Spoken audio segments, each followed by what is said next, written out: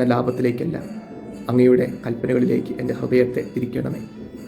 പ്രിയപ്പെട്ട സഹോദരരെ, ദൈവത്തിൻ്റെ കൽപ്പന, അവിടുത്തെ വചനം, അതിൽ നമ്മുടെ ഹൃദയം ഉറപ്പിച്ചു കഴിയുമ്പോൾ അവൻ്റെ സ്വരം ശ്രവിക്കാൻ പാകത്തിന് നമ്മുടെ കാതുകൾ തുറക്കപ്പെടും.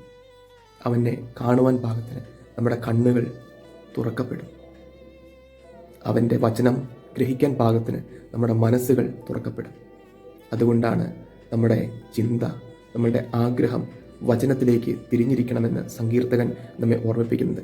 തീർച്ചയായിട്ടും നമുക്ക് ഭൗതികമായിട്ടുള്ള ഒരുപാട് അനുഗ്രഹങ്ങൾ ചോദിക്കുവാനുണ്ട്. അവയെല്ലാം കൂട്ടിച്ചേർക്കപ്പെടും.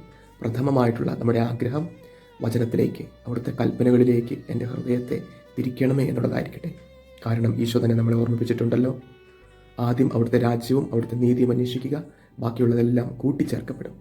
തീർച്ചയായിട്ടും നമ്മൾ ചോദിക്കുന്ന എല്ലാ അനുഗ്രഹങ്ങളും കർത്താവ് കൂട്ടിച്ചേർത്ത് നൽകിക്കോളും. പക്ഷേ നമ്മുടെ ഭാഗത്തു നിന്ന് പ്രഥമമായിട്ട് അവിടുത്തെ വചനത്തോടുള്ള ഒരു അഭികാമ്യ, ഒരു വചനത്തോടുള്ളൊരു തീക്ഷ്ണത നമ്മുടെ ഹൃദയത്തിൽ നിറയാനും ജ്വലിക്കാനുമായിട്ട് നമ്മൾ ഇടകൊടുക്കണം. ആ ഒരു കാര്യം എല്ലാവരും പ്രത്യേകമായിട്ട് ഒരിക്കൽ കൂടി ഓർമ്മിപ്പിക്കുകയാണ്.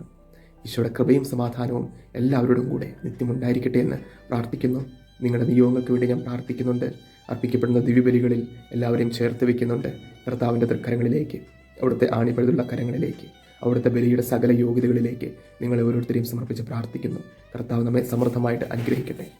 നമ്മുടെ കർത്താവ് ഈശോ മിശിഹായുടെ കൃപയും പിതാവായ ദൈവത്തിൻ്റെ സ്നേഹവും പരിശുദ്ധാത്മാവിൻ്റെ സഹവാസവും നമ്മൾ ഓരോരുത്തരുടെയും മേലും ഉണ്ടായിരിക്കട്ടെ, ഇപ്പോഴും എപ്പോഴും എന്നേക്കും. ആമേൻ.